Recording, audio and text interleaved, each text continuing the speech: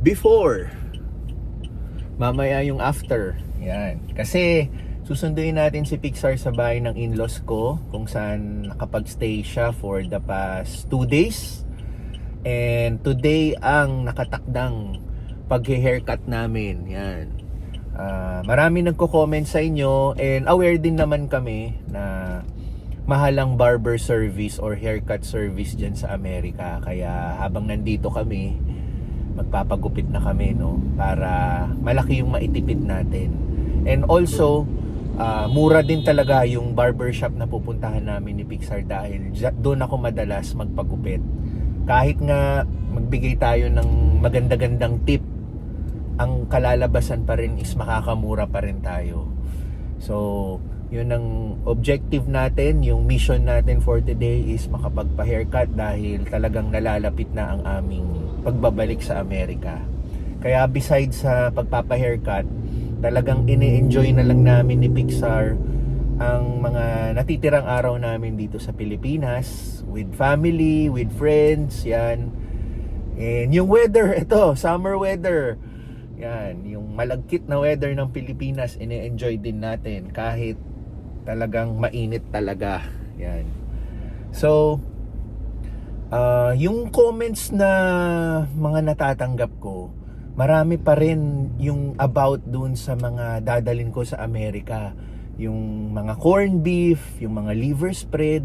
So, ang final decision ko po is majority po kasing nagsasabi sa inyo, yung mga experiences nyo, nagsasabi na much better na wag ko na lang dalhin, dahil iba-iba po kasi talaga yung experiences nyo, no? Yung iba nakakalusot, yung iba naman smooth yung pagbiyahe nila, walang aberya, yung iba naman nasita sila, na hold. Tapos may isa pa ngang nagsabi, I think si Sir Bud ng Kalentong Tukali, parang sinuggest niya din na mas mabuti na lang din na wag na lang, para sa peace of mind namin. Kasi hindi ko alam kung kay Sir Bud to or ibang nag-comment, ang sabi, yung experience nila, yung nasita sila, though pinalagpas naman sila, naging watchlist na sila moving forward. So whenever magta-travel sila outside the US and babalik sila ng US, parang lagi silang nasisita. Kasi parang nailagay sila sa watchlist dahil nga sa suspetsang may mga dala na naman silang mga hindi allowed sa US, no? So ayoko naman pong i-take yung chance na magkaroon din ako ng ganong record. Lalong-lalo na, yun nga, nabanggit ko to sa nakaraang vlogs, no, na si Pixar, first time niyang yayapak sa Amerika. At gusto ko naman yung maging experience niya as a first timer sa Amerika is okay at smooth yung biyahe namin, yung walang aberya, no. So may dala pa rin naman tayo, like banana ketchup, yung banana ketchup, yun kasi yung gusto ko eh. Si Teens naman yung sweet blend ketchup, yan.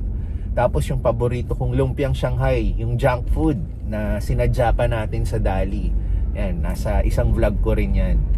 So may mga iba pa rin naman tayong dadalin, pero yung mga pinagbabawal talaga or yung mga comments nyo na medyo alangan tayo, hindi na muna.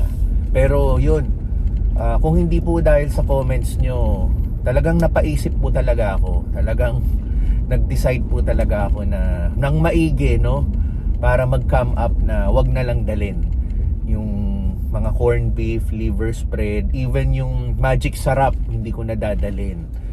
So ayun, para po sa mga nag-comment na nagpapagaan ng loob ko na yung experiences naman nila, hindi sila nasita, yun, ayos po yun. At happy po ako para po sa inyo at hindi kayo nasita at naging smooth yung travel nyo. Again, ako po, ayoko munang i-take yung risk, ayoko muna i-take yung chance na baka makalusot. Kaya siguro sa susunod na lang, no, pag bumalik tayo ng Pilipinas at babalik ulit tayo ng Amerika. Yan. So for now, si Pixar kasi bilang first time immigrant, gusto ko doon na lang muna siguro yung focus, yung mga documents niya at yung mga sure na kailangan natin bitbitin.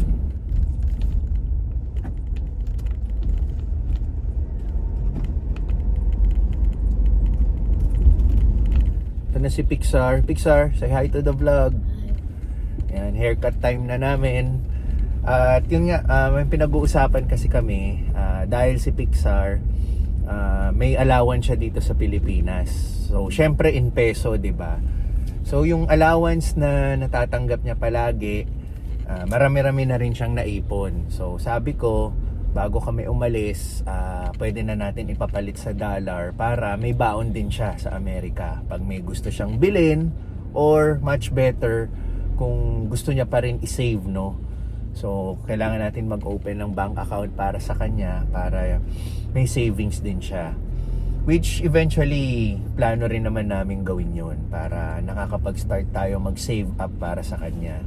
Pero yun nga, dahil pinaghirapan niyang mag-ipon ng pera, yung allowance niya, syempre gusto niya ring bumili-bili kung ano-ano doon. Isa sa mga pinaplano niya is yan, pagkakain sa mga fast food like McDonald's, KFC. Gusto niyang matry yung mga fast food doon. Syempre, gusto niyang makumpara yung dito sa Pilipinas versus sa US. So before, ang paborito niya kasi is, kinadikan niya is McDonald's, yan. Yung mga nuggets, yan. Pero lately, nakahiligan niya ang KFC. Tama, Pixar? KFC. So, paborito niyang papakin ang manok ng KFC. Siya nga pala, si Pixar, hindi rin ganun kalakas kumain ng kanin or hindi siya mahilig sa kanin. Talagang pine-prepare niya yung sarili niya for American life, no? So, mahilig naman siya sa mga tinapay, yan. Yun ang alternative niya sa kanin. So, yung chicken nga, going back sa KFC, yan, mahilig niyang papakin. So, ang alam ko, kung ano yung manok dito sa Pilipinas, meron din naman yata sa Amerika, like the original recipe and hot and crispy, no? Hindi lang ako sure, pero same lang naman yon. Ang pinagkaiba lang dito sa Pilipinas, syempre ang siniserve with chicken is kanin, 'di ba? Diyan sa US, either biscuit or coleslaw, parang ganoon, doon nila pine-pair up. So, swak na swak lang naman kay Pixar yung hindi niya paghilig sa kanin, lalo na pagkakain ka sa mga US restaurants or fast food. So anyway, yun, masyado tayo napachika. Nandito na tayo sa barbershop kung saan tayo magpapagupit at ang ating palaging pinupuntahan, no, pag nagpapagupit tayo. So yung kapal ng buhok natin, ano yan, mapanlin lang yan. Manipis na yan dito. Kino-cover ko lang on the other side para hindi halata. Pero yan, si Pixar, syempre bata pa. Makapal pa yung buhok niyan. Okay. Dito tayo magpapagupit. At nakapila pa tayo ngayon. May isa pang pinapagupitan. Tapos si Pixar na tsaka ako. So nandito tayo sa Aguirre Avenue sa Pilar Village. Doon banda yung plaza kung saan tayo bumili ng choknat. At dito, marami ring way dito. Dito yung papuntang Alabang. Tapos dito yung sinasabi kong plaza, dyan yung papuntang South Mall. So puro mga commercial establishments dito. At ayun nga, dito tayo kay Mamang Gwapo kung saan palagi tayo nagpapagupit. Yan. Si Pixar nakapila na.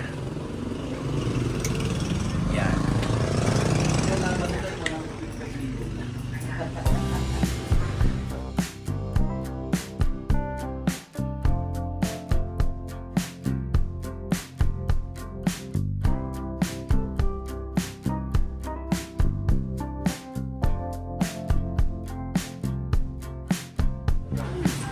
Pixar daw muna.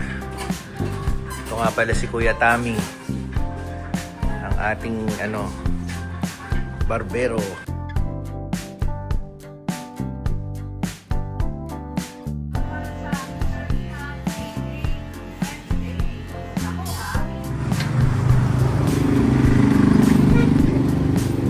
Habang inaantay natin si Pixar, kasi tayo na yung susunod, shoutout muna tayo kay Dos Ngart. Yan, shoutout sa'yo. And salamat sa panonood at suporta sa vlog natin. Yan. Halfway pa lang si Pixar, tapos tayo naman. Tingnan nyo mamaya ang ating resulta.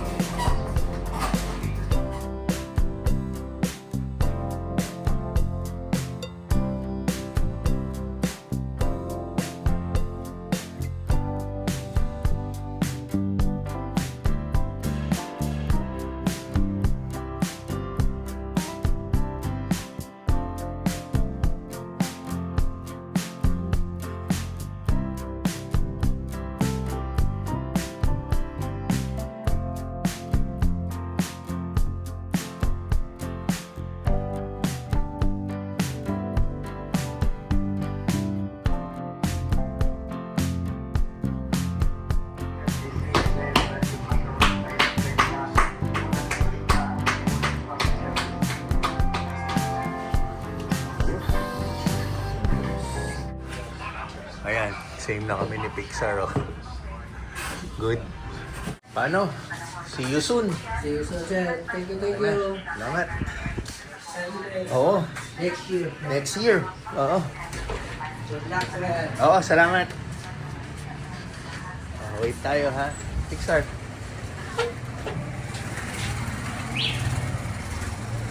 Like your haircut?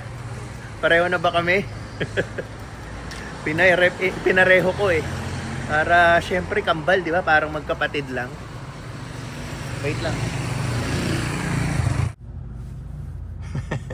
Parang bigla ka inantok. Are you sleepy? Yeah. Magla-lunch pa, ha? Lunch break.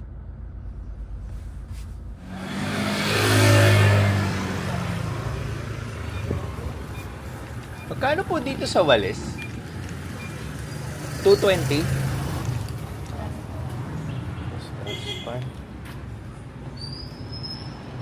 Itong dustpan natatanggal to. Kasi ito natatanggal naman to. Kasi lalagay ko sa bagahe. Yan. So, magkano lahat eh? 280. Ito, babaunin natin para madaling maglinis. Pure Gold Mini Mart. May bibilin din tayo dyan. Lagay lang natin sa kotse. Kasi, wala akong makitang dustpan sa Amerika. Lahat naka-attach sa walis, tas maliliit. So, panigurado lang. Bumili na ako. Total may space pa naman tayo sa bagahe. Tapos, total si Teens. Si Teens, di ba? Ang dami kong ibinawa sa mga bilin niya. Yung corned beef, yung liver spread. So, medyo nagkaroon tayo ng space. Meron siyang panibagong request. Chichirya rin. Kung sa akin ay Shanghai, doon sa Dali, siya, ang request niya is cheese ring. So, hanapin natin dito. May Pure Gold Mini Mart dito sa Pilar. Wala, parang wala ah. Wala rito ang hinahanap ni Teens. Ang kanyang cheese ring. Ito, piatos eh. Ito sa kabila. Excuse me po. Ayun, may cheese ring. Ito.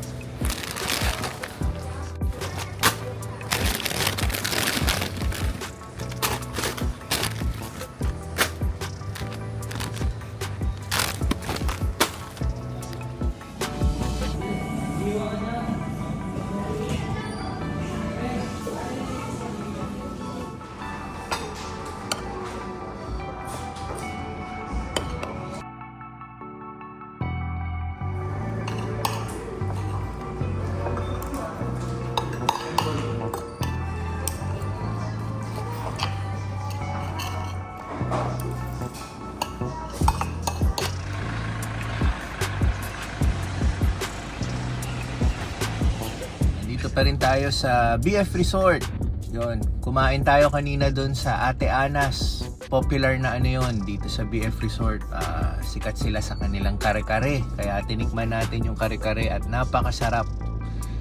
Bali ngayon, nakikita nyo traffic, di ba? So, aside from rush hour na ngayon dito sa BF Resort, ito nga pala yung village kung saan nakatira si Mama. So, papunta rin tayo kay Mama ngayon. Ayun, so aside from rush hour ngayon, kaya traffic ngayon dito dahil may bagong bukas na restaurant dito na Mediterranean or yung mga pang Middle East ba. Yan. Kung kilala nyo si The Hungry Syrian, yung sikat na vlogger, yung million ang kanyang subscribers, ito ang kanyang restaurant. So, naka-locate siya dito sa intersection at punong-puno lagi ang mga customer niya dahil dinala niya yung authentic Arabic food dito. Yung shawarma at kung ano-anong products ng yan, yung Arabic nga. Ito. Ang pangalan ng restaurant niya is Shawander. Yan. Papakita ko sa inyo laging puno ito. So, hindi pa ako, nag-aalangan ako kung susubok ako o hindi kasi talagang maubos yung oras mo rito Tignan mo na lang dito. Ayan, tingnan mo yung dami ng tao sa loob. Ayan, puno na yung tapos tingnan mo yung pila sa loob. Yan, kung gaano kahaba. Tapos nagbubuhol-buhol yung traffic dito kasi yan, mga nagpa-park. Yung iba magpa-park na lang dito sa side street, tas lalakarin na lang yung restaurant na yan. Mukhang hindi siya huhupa in the next coming days or weeks. Dahil alam mo naman ng Pilipino, 'di ba? Kung may bagong bukas na restaurant, yung hype talagang everyday tatangkilikin nila yan. So hindi ko alam kung gaano katagal bago maging stable yung na hindi ganyan lagi karami yung tao. So mukhang di ko aabutin. Siguro pagbalik na lang namin ulit dito sa Pilipinas, masubukan natin yan.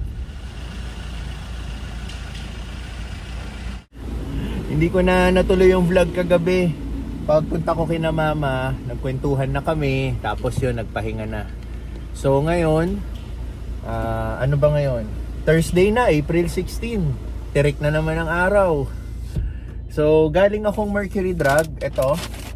Namili ako ng mga vitamins namin, supplements like vitamin C, B complex, yan. Para naman baunin natin sa US at mayroon pa rin tayong support sa health natin, yan. Though alam ko marami rin naman sa US na ganyan, pero may mga vitamins din kasi kaming nakasanayan na. So bumili na ako ng stock para sa Amerika. Papunta ako ngayon ng bahay ng in-laws ko. Susunduin ko ngayon si Pixar. Pero as of the moment, wala pa sila, no? Kasi nagbanding sila ng kanyang lola. So yung lola ni Pixar, which is mom ni Teens, pumunta silang Festival Mall. Sinamahan niya kasi si Pixar para makipag-meet din sa mga friends ni Pixar sa school. So tuloy-tuloy pa rin yung play date ni Pixar. Talagang sinasagad niya lahat yung mga pakikipag-bonding sa mga kaklase niya, sa mga kaibigan niya. Supposedly, ako talaga ang sasama kay Pixar today sa mall, which is a festival mall dito sa Alabang. Pero nagpresenta yung lola niya na siya na lang ang sasama para rin makasama niya si Pixar. So, sabi sa akin, maya-maya pabalik na sila, kaya tayo, kumilos na rin tayo para pag sundo ko kay Pixar, ayun, ready na tayo, di ba? And after kong masundo si Pixar, dadalin ko naman siya sa isang lola niya, which is sa nanay ko. Doon naman siya makikipag-bonding today. Talagang nilulubos nila si Pixar, and yun nga, malungkot din bilang tatay na nakikita ko na ganun ang nangyayari ngayon. Pero syempre, lahat naman sila very supportive sa naging decision namin na yun nga, manirahan sa Amerika long term, at syempre kasama namin si Pixar. So shout out pala tayo habang papunta tayo sa bahay ng in-laws ko. Umpisahan po natin dito sa Pilipinas, sa Las Piñas, ang ating kapwa Las Piñero, si Ma'am Rosalie and Sir Ed. Kamusta po sa inyo?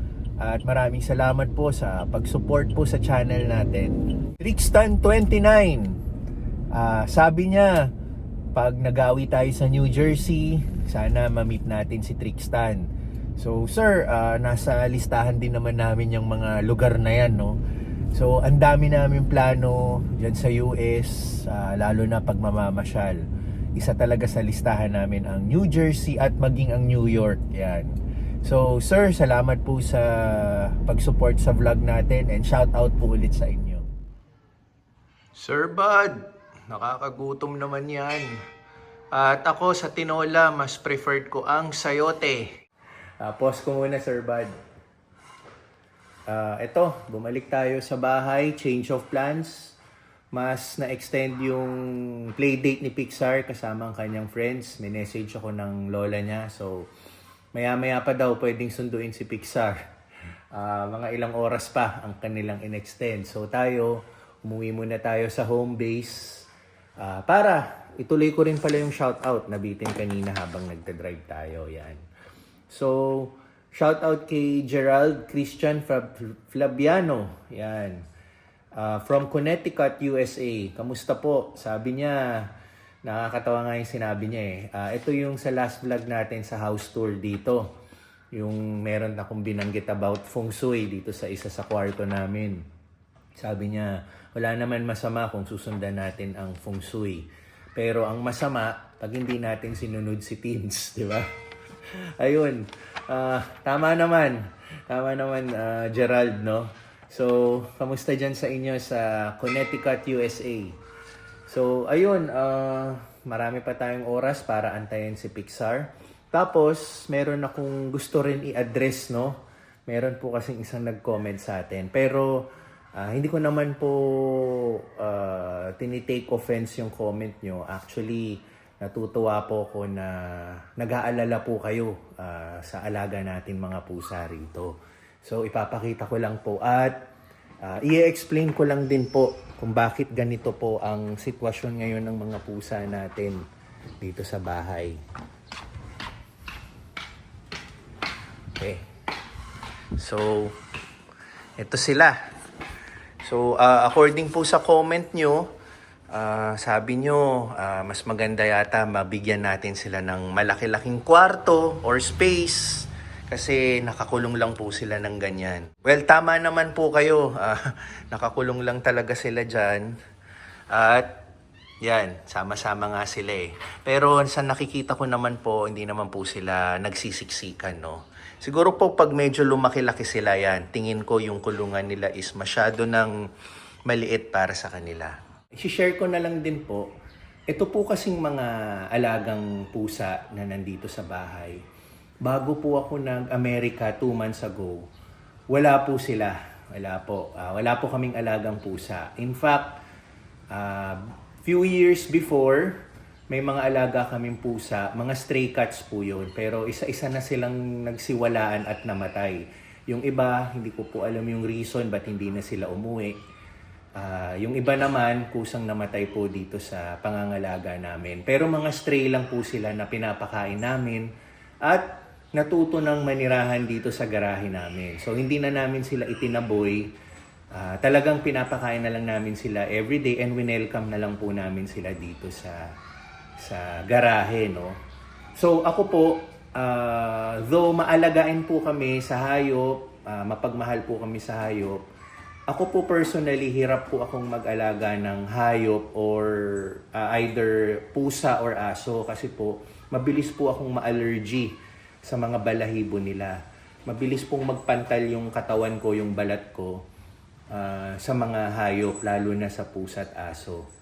Whether malinis sila or hindi. Pero, yun nga po, tinitiis ko na lang po yun whenever yung time na may pusa kami na nandito sila sa garahe. As much as possible, hindi ako nagbababad kasama sila.